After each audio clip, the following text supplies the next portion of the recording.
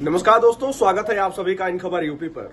उत्तर प्रदेश का राज्यसभा चुनाव, जी हां, जब से भाजपा सत्ता में आई है उसके बाद से कोई ऐसा चुनाव नहीं रहा जो दिलचस्प न बना हो। नहीं तो राज्यसभा के चुनाव ऐसे होते थे जैसे पता ही नहीं लगता था और जो है राज्यसभा में जो प्रत्याशी चुने जाते थे वो पहुंच जाते थे।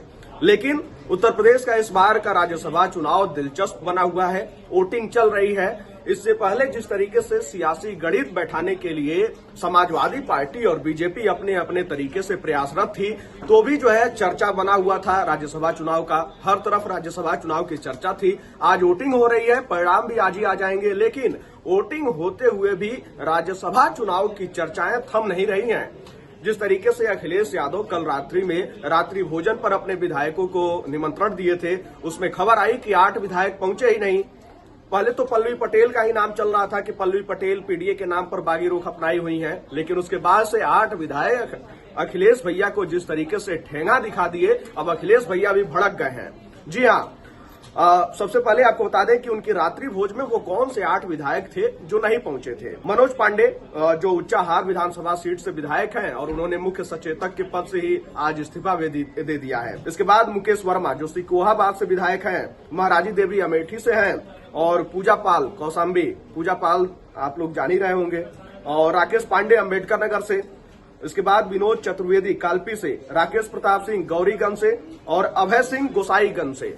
तो ये वो 8 विधायक हैं जो कल रात्रि भोज में नहीं पहुंचे थे। लेकिन अब इन 8 विधायकों के क्रॉस वोटिंग की बात की जा रही है। उधर बसपा का जो रुख साफ नहीं था, एकमात्र विधायक उमाशंकर सिंह, उनका भी रुख साफ हो गया है कि वो बीजेपी को समर्थन दे रहे हैं। इधर से समाजवादी पार्टी ने अपने तीसरे कैंडिडेट के रूप में जो है आलोक रंजन का नाम सामने किया है, और बीजेपी की तरफ से 8वें कैंडिडेट संजय सेठ सामने है। यानी कि संजय सेठ का अब राज्यसभा जाना लगभग निश्चित ही माना जा रहा है, क्योंकि जिस तरीके से इन 8 विधायकों की बात की जा रही है, तो अभी तक जो कहा जा रहा है रुख साफ नहीं है कि ये लोग समाजवादी पार्टी के प्रत्याशी के पक्ष में वोट करेंगे। और वहीं पल्लवी पटेल अभी तक वोट देने के लिए पहुंची ही नहीं है। इस पर भी अखिलेश यादव ने कहा कि उनके अंतर मन में क्या चल रहा है इसके बारे में तो हम नहीं जानते हैं। वहीं ये 8 विधायक जो बागी रुख अपनाए हैं, उनके ऊपर अखिलेश यादव कह रहे हैं कि कार्रवाई होगी। जरा भी सुनिए कि अखिलेश यादव ने पहले क्या कुछ कहा है। और दबाव तो हर एक पे बनाया जाता है। ये बात कौन नहीं जानता है कि भारतीय जनता पार्टी जीतने के लिए कोई भी हथकंडा अपनाएगी। जिस भारतीय जनता पार्टी ने चंडीगढ़ में बेईमानी की हो, बैलेट से जब वोट पड़ा, जीतने के लिए उन बैलेटों को किस तरीके से बिगाड़ा गया, किस तरीके से वोट खराब किया गया, और अधिकारी के माध्यम से उस समय अगर सीसीटीवी ना होता और बैलेट से वोट ना पड़ा होता तो शायद भारतीय जनता पार्टी को इस तरह से बदनाम होते हुए नहीं कोई देख पाता। जहां तक यूपी का सवाल है, राज्यसभा के चुनाव में भारतीय जनता पार्टी ने सब कुछ किया है वोट लेने के लिए, और जो लोग गए हैं उनमें साहस नहीं रहा होगा सरकार के खिलाफ खड़ा होने में। देखिए, कार्रवाई निश्चित होगी, क्योंकि पार्टी के जितने भी हमारे साथी हैं उनका मानना है कि ऐसे लोगों को दूर कर दीजिए। अभी तक तो कद्दावर नेता लग रहे थे, लेकिन कद्दावर नेता निकले नहीं, ये बात समझ में आ गई। तो सुना आपने कि अखिलेश यादव ने क्या कुछ कहा है, किस तरीके से वो बता रहे हैं कि इन लोगों के ऊपर कार्रवाई होगी, और पार्टी के लोग भी यही चाहते हैं कि जो लोग साथ नहीं दे रहे हैं उनको पार्टी के साथ नहीं रखना चाहिए। खैर, ये तो पार्टी के अंदर खाने की बात है, अब देखना होगा कि पार्टी क्या करती है। लेकिन जैसे ही राजनीतिक गणित बैठाने की बात आई तो ये विधायक भी अपना आशियाना तलाशने लगे। मनोज पांडे जो है मुख्यमंत्री योगी आदित्यनाथ से मुलाकात करने के लिए निकले हुए हैं। उसके बाद खबरें ये भी आ रही हैं कि दिल्ली जा सकते हैं, क्योंकि वो रायबरेली लोकसभा सीट से टिकट चाहते हैं। अब देखना होगा कि बीजेपी क्या करती है। मनोज पांडे बीजेपी के साथ जाते हैं कि नहीं चाहते हैं।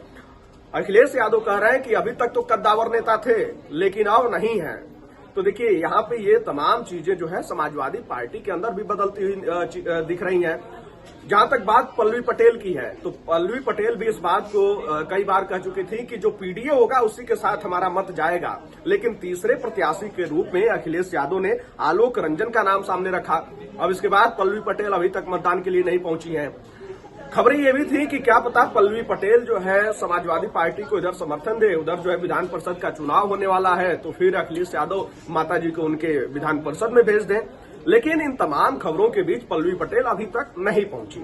अब राज्यसभा का चुनाव इस तरीके का कुछ दिलचस्प बना हुआ है कि ऐसा ही लगता है कि बीजेपी के 8वें कैंडिडेट के रूप में यानी कि संजय सेठ वो राज्यसभा में पहुंच ही जाएंगे। खैर, यही तो लोकतंत्र की खूबसूरती है कि जब तक परिणाम नहीं सामने आ जाते हैं तब तक अटकलों का बाजार और सूत्रों का बाजार ही गर्म रहता है।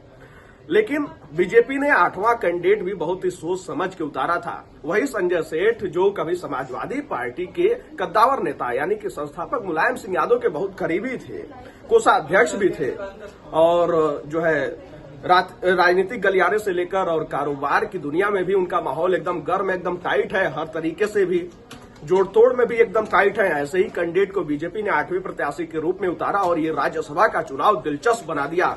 खैर, अब देखना होगा कि जब परिणाम सामने आता है तो कितने लोगों ने क्रॉस वोटिंग की है, क्या हुआ है, क्या पूरा माजरा है और उसके बाद समाजवादी पार्टी अपने विधायकों के लिए क्या रुख अपनाती है, ये तो वक्त बताएगा। वक्त का इंतजार कीजिए। और खैर, समाजवादी पार्टी के अंदर ये जो तमाम चीजें हलचलें चल रही हैं उस पर आपकी क्या राय है? आप अपनी राय कमेंट में हमें जरूर बताइएगा।